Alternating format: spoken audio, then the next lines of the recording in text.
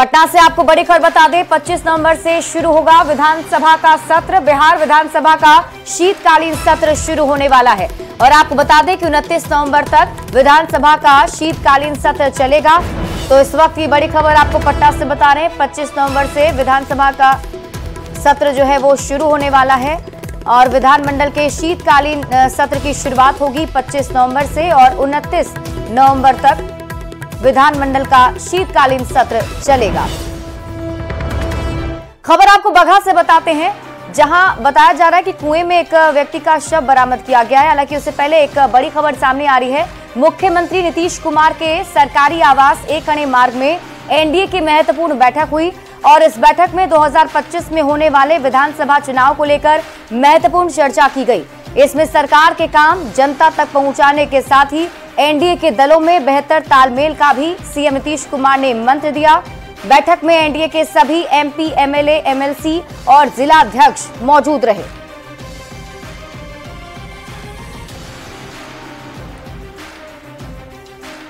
तो एनडीए की बैठक में सीएम नीतीश कुमार ने कई मंत्र दिए हैं। सरकार ने कब्रिस्तान और मंदिर दोनों की घेराबंदी कराई है, ये बात जनता को बतानी है। मुस्लिमों को सरकार के काम बताएं, ये टास्क उन्होंने नेताओं को दिया है। आरजेडी आ गया तो दंगा फसाद करेगा, ये बातें जनता को बतानी होगी। सीएम नीतीश कुमार ने यह भी निर्देश दिया कि बीजेपी से हमारा रिश्ता 1996 से है, अब हम कहीं आने जाने वाले नहीं हैं। तेजस्वी यादव को लोगों से कोई मतलब नहीं है, ये बातें जनता तक पहुंचाई जाए, ये निर्देश सीएम नीतीश कुमार की तरफ से दिया गया है। और क्या कुछ कहा गया है आपको बताते, देखिए, मुस्लिमों को सरकार के काम बताए जाएं, ये टास्क दिया गया। आरजेडी आ गया तो दंगा फसाद करेगा, ये बात जनता तक पहुंचानी होगी, मैसेज देना होगा, मुख्यमंत्री ने कहा है। इन लोगों को कोई काम धंधा नहीं है, ये बातें जनता तक पहुंचानी है। दंगा पीड़ितों को हमने ही न्याय दिलवाया, ये भी मैसेज जनता तक पहुंचना चाहिए। बीजेपी से हमारा रिश्ता 1996 से है और इसके साथ ही सीएम नीतीश कुमार ने कहा कि 2 बार गड़बड़ हुई लेकिन अब नहीं होगी, अब हम कहीं नहीं जाएंगे। एनडीए की बैठक जिला स्तर पर भी की जाए, ये निर्देश भी मुख्यमंत्री ने दिए हैं। बिहार में 225 सीट जीतेंगे, ये फॉर्मूला भी मुख्यमंत्री ने बताया और तेजस्वी अंड बंड बोलते रहते हैं, ये मंत्र भी नीतीश कुमार की तरफ से दिए गए। इन लोगों से कोई मतलब नहीं है, ये बातें भी नीतीश कुमार ने बैठक के दौरान कही हैं। बढ़ते हैं आगे और बात बगहा की। बगहा में जहां कुएं में एक नील गाय गिर गई और काफी मशक्कत के बाद वन विभाग की टीम ने नील गाय को बाहर निकाला है। घटना रामनगर के बंजरिया गांव की है, जहां कुएं में एक नील गाय गिर गई थी। ग्रामीणों की सूचना के बाद मौके पर पहुंची वन विभाग की टीम ने रेस्क्यू शुरू किया। काफी मशक्कत के बाद जेसीबी की मदद से नील गाय को सुरक्षित बाहर निकाल लिया गया है। रिपोर्ट किया कि वो नील गाय गिरा हुआ है तो हम लोग दल बल लेके गए पूरा व्यवस्था के साथ। वहाँ जाके देखे तो देखे कि नील गाय गिरा हुआ है कुआं में। उसको बहुत वजन था, जाल में फंसा के जेसीबी मंगवाए, जेसीबी से निकलवा के सही सलामत छोड़ दिए, चला गया। कितना घंटा से रेस्क्यू किया गया उसका? हाँ, लगता है 3-4 घंटा लगा तब वो निकला। गोपालगंज में भेड़िया और सियार के खौफ से लोग परेशान हैं। मोहम्मदपुर थाने के काशी टेंगराही गांव से 9 महीने की बच्ची रहस्यमयी ढंग से गायब हो गई। स्थानीय लोगों ने जानवर के उठा लिए जाने की आशंका जताई है और बताया जा रहा है कि बच्ची को खाट पर रखा गया था, जहां आवारा जानवर पहुंचा और उठाकर गन्ने की खेत की तरफ भाग गया। बच्ची के गायब होने की खबर मिलते ही स्थानीय पुलिस मौके पर पहुंच चुकी है, जांच में जुटी हुई है। डॉग स्क्वाड की टीम भी खोजबीन में जुटी हुई है। वहीं इस घटना के बाद से लोगों में दहशत का माहौल है। 4 बजे तेल लगा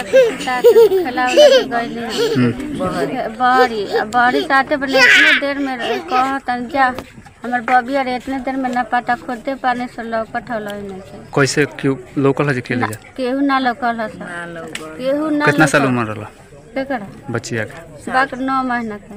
कल हीरालाल ठाकुर की लड़की यहाँ आई अपने मायके और सुबह में जब हम लोग जगे तो पता लगा कि 4 बजे के करीब में वो शौच के लिए गई और एक फलानी का मकान है जिसका फाटक खुला हुआ था और वो शौच के लिए गई थी। उसके बाद एक बार बच्चा का रोने का आवाज़ आया, लोग देखा, लेकिन बच्चा लापता है। पूर्णिया से सांसद पप्पू यादव को लॉरेंस बिश्नोई गैंग की तरफ से धमकी मिली है। सांसद पप्पू यादव ने ही इस ऑडियो को जारी किया और वीडियो और ऑडियो क्लिप में सांसद को लफड़े में पड़ने से बचने की सलाह दी जा रही है। साथ ही सांसद को अपना काम करने और काम से मतलब रखने की बात कही जा रही है। ऑडियो में कहा जा रहा है कि आपको हम लोगों ने बड़ा भाई माना है, बड़ा भाई बन के रहो तो अच्छा रहेगा। और आपको बता दें कि पूर्णिया के सांसद पप्पू यादव को लॉरेंस बिश्नोई गैंग की तरफ से धमकी भरा कॉल आया है। व्हाट्सएप कॉल के जरिए पप्पू यादव को धमकी दी गई है, जिसमें उनसे कहा गया है कि लफड़े में पड़ने से आप बचिए और इन सब चीजों को लेकर आप कोई बयान ना दें, इन सब चीजों से आप अलग रहें, अपना काम करें। और अब इस धमकी के बाद से पप्पू यादव ने सुरक्षा की भी मांग की है। पूर्णिया सांसद पप्पू यादव को धमकी भरा कॉल अज्जू लॉरेंस की ओर से किया गया था और ये बताया जा रहा है कि पप्पू यादव को धमकी देने वाला खुद को लॉरेंस गैंग का सदस्य बता रहा है। उसने व्हाट्सएप के जरिए कॉल की और हत्या की धमकी दी। जिस नंबर से धमकी भरा कॉल आया था वो एक बिजनेस अकाउंट है और आपको बता दें कि वो धमकी वाला ऑडियो भी वायरल किया है पप्पू यादव ने। आपको दिखाते हैं। पर वाला देखिए एक बार जानिए। पप्पू कर्मकांड दोनों करते हैं जी, कर्मकांड दोनों करते हैं भैया। कर्म करिए, बाद में भाई साहब की वो डायलॉग तो सुना होगा भैया। एक बात केस करने में भी आसानी होगी भैया, एक बात समझिए, मैं आपको बता दूं, बहुत क्लियर हूं मैं इस मामले में कि पप्पू यादव जी देश के 7 बार इंडिपेंडेंट एमपी रहे हैं और उससे मतलब हम पॉलिटिक्स से जुड़े हैं, नाम जाने मेरी हमारे रास्ते में आए। धमकी मिलने के बाद सांसद पप्पू यादव ने केंद्रीय गृह मंत्री अमित शाह को पत्र लिखा है, जिसमें उन्होंने सुरक्षा घेरा बढ़ाने की अपील की है और साथ ही धमकी के बावजूद बिहार के गृह विभाग और केंद्रीय गृह मंत्रालय पर निष्क्रिय रहने का भी आरोप लगाया। पप्पू यादव ने गृह मंत्री से वाई श्रेणी से बढ़कर जेड श्रेणी की सुरक्षा व्यवस्था सुनिश्चित करने की मांग की है।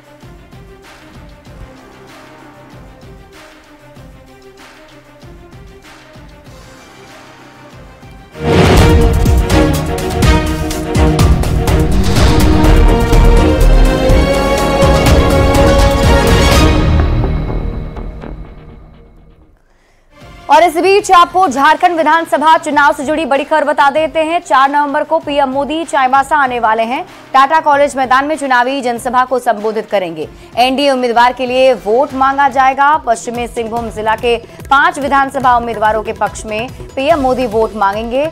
सरायकेला खरसावां जिला के 3 विधानसभा के उम्मीदवारों के पक्ष में भी वोट मांगेंगे। पीएम मोदी के कार्यक्रम को लेकर तैयारियां भी तेज कर दी गई हैं। सांसद आदित्य साहू, पूर्व मुख्यमंत्री मधु कोड़ा और प्रदेश प्रवक्ता अजय शाह ने कार्यक्रम स्थल का जायजा भी लिया है।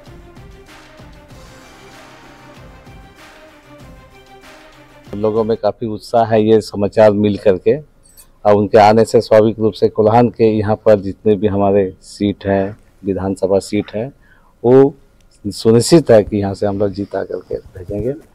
ये अपने आप में कैसे अभी रुझान बढ़ गया है। कार्यकर्ता भी उत्साहित हैं। एक ऐसा व्यक्ति का आज आगमन होने जा रहा है जो देश आज़ाद होने के बाद पहली बार गांव में रहने वाले गरीब, किसान, मजदूर, शोषित, वंचित सभी समाज, सभी वर्ग के लोगों के दरवाजे तक विकास की किरण पहुंचाने का काम किया है। अनेक प्रकार की कल्याणकारी योजनाओं को जमीन में उतारने का काम किया है और दिल से आशीर्वाद और दुआ देने का काम कर रहे हैं लोग। अब पूरे झारखंड में एक परिवर्तन की लहर चल पड़ी है। प्रदेश बीजेपी अध्यक्ष बाबूलाल मरांडी ने धनबाद सीट से नामांकन कर दिया है। खौरी महुआ अनुमंडल कार्यालय में बाबूलाल मरांडी ने 2 सेट में अपना नामांकन भरा है। नामांकन भरने के बाद बाबूलाल मरांडी ने रोड शो भी किया और इस दौरान समर्थकों का उत्साह देखते ही बन रहा था। नामांकन के बाद बाबूलाल मरांडी ने कहा कि इस बार जनता चुनाव लड़ रही है। लोकतंत्र है, लोकतंत्र में कोई भी चुनाव लड़ सकते हैं, इसलिए लड़ना चाहिए। मालिक जनता होती है, मालिक जिसको सेवा के लिए नियुक्त करेगी वो नियुक्त करेगी। देखिए, मैं बार बार कहा हूँ, ये चुनाव मुख्यमंत्री और मंत्री के लिए नहीं है, झारखंड को बचाने के लिए। झारखंड को ठगों से बचाने का है, दलालों से, बिचौलियों से बचाने का चुनाव है। बीजेपी उम्मीदवार सीता सोरेन ने भी नॉमिनेशन कर लिया है। 2 सेट में उन्होंने भी अपना नामांकन दाखिल किया। जामताड़ा से चुनाव लड़ रही हैं सीता सोरेन। नामांकन के बाद सीता सोरेन ने कहा कि जनता जनार्दन है, वही हमें आशीर्वाद दे रही है, ये हमारा परंपरागत सीट रहा है। सीता सोरेन ने कहा कि वे इरफान अंसारी के आतंक से मुक्ति दिलाने के लिए आई हैं और उनके विवादित बोल मामले में माफी जैसी कोई चीज नहीं है, क्योंकि इरफान अंसारी कोई बच्चे नहीं हैं कि बार बार गलती करते रहे।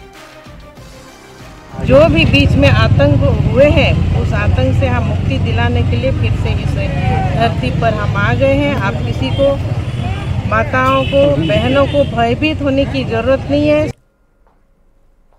देश में अगले साल से जनगणना की शुरुआत हो सकती है और सूत्रों के मुताबिक जनगणना 2025 से शुरू होकर 2026 तक चलेगी।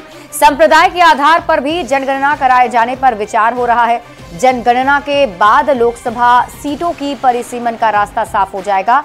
भारत में पिछली बार जनगणना 2011 में दर्ज की गई थी। इसका अगला चरण 2021 में शुरू होना था।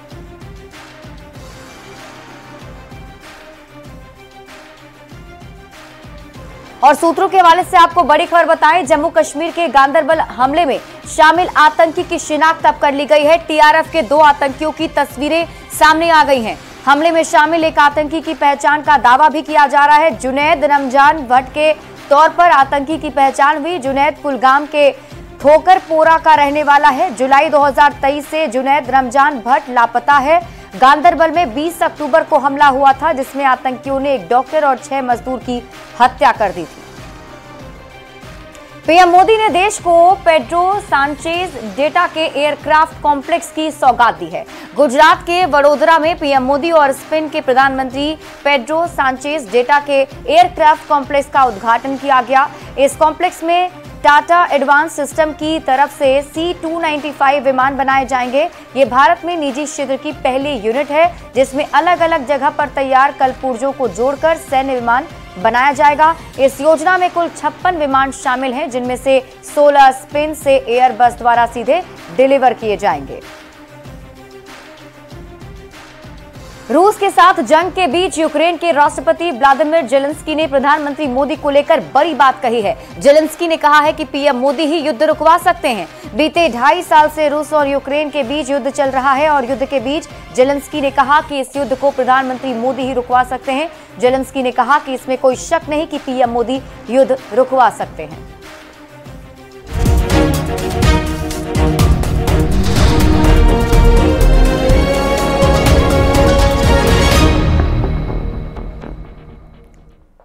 धनतेरस के पहले शेयर मार्केट में दमदार वापसी हुई है। बीते हफ्ते भारी उथल पुथल देखने को मिली थी और सप्ताह के आखिरी दिन को सेंसेक्स व निफ्टी भारी गिरावट के साथ बंद हुए थे। हालांकि सोमवार को गिरावट का सिलसिला थम गया है। सेंसेक्स में सोमवार को कारोबारी सत्र के दौरान 1100 से अधिक अंक की बढ़ोतरी हुई और निफ्टी 50 भी बढ़कर 24,492 अंक पर पहुंच गया है। बैंक निफ्टी भी आज 500 से ज्यादा अंक बढ़ा है।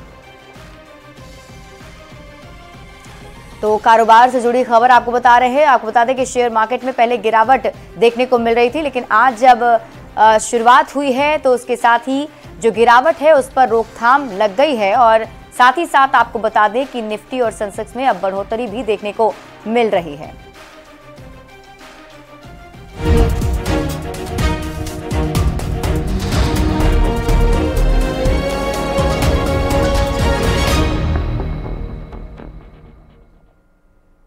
और अब बात खेल की करेंगे। गैरी कर्स्टन ने पाकिस्तान के कोच के पद से इस्तीफा दे दिया है। पीसीबी ने गैरी कर्स्टन का इस्तीफा स्वीकार भी कर लिया और इस दौरान रेड बॉल क्रिकेट के लिए पाकिस्तान के नए हेड कोच का ऐलान भी हो गया है। जेसन गिलेस्पी को पाकिस्तान के नए लिमिटेड ओवर टीम का हेड कोच की जिम्मेदारी सौंप दी गई है। इससे पहले 27 अक्टूबर को मोहम्मद रिजवान को बाबर आजम की जगह कप्तान बनाया गया था। अब ऑस्ट्रेलिया और जिम्बाब्वे दौरे पर पाकिस्तान की टीम अपने नए कप्तान और नए कोच के साथ जाएगी।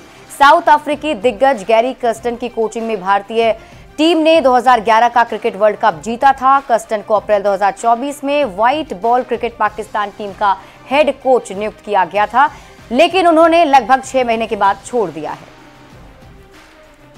तो ये आपको बड़ी खबर बता रहे हैं और पाकिस्तान को अब एक नया कोच मिल गया है। आने वाले जो क्रिकेट मैच पाकिस्तान की टीम खेलने वाली है, नए कोच और नए कप्तान के अंदर खेलेगी। आपको बता दें कि पीसीबी ने गैरी कर्स्टन का इस्तीफा जो है, पहले जो थे कोच उनका इस्तीफा स्वीकार कर लिया गया है।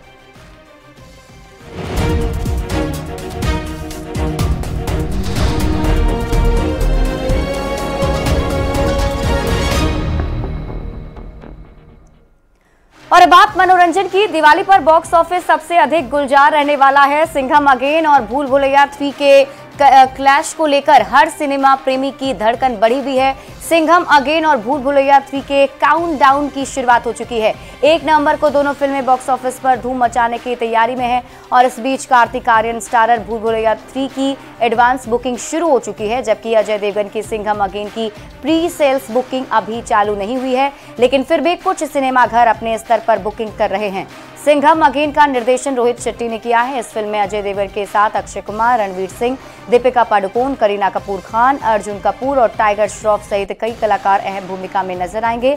वहीं दूसरी ओर कार्तिक आर्यन की भूल भुलैया 3 में तृप्ति डिमरी, माधुरी दीक्षित और विद्या बालन के अलावा कई एक्टर्स लीड रोल में दिखाई देंगे।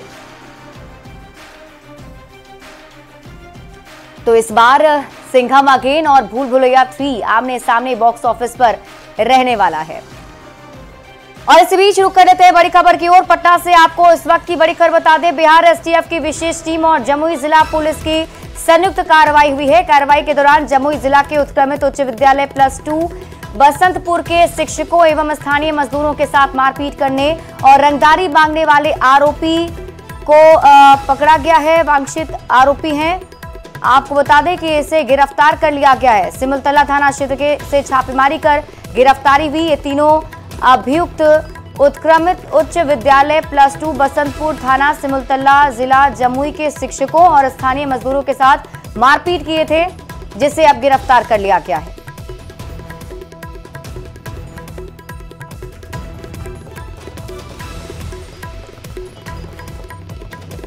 तो जमुई में शिक्षकों के साथ जो मारपीट की गई थी, उस मामले में बड़ी कार्रवाई की गई है। जो आरोपी थे उसे गिरफ्तार कर लिया गया है। राजेश और अर्जुन पंडित जमुई के ही हैं। अभिषेक झारखंड के गिरिडीह का है, जिसकी गिरफ्तारी हुई है। और फिलहाल इस बुलेटिन में अभी के लिए बस इतना ही। आप देखते रहिए न्यूज़ 18 बिहार झारखंड।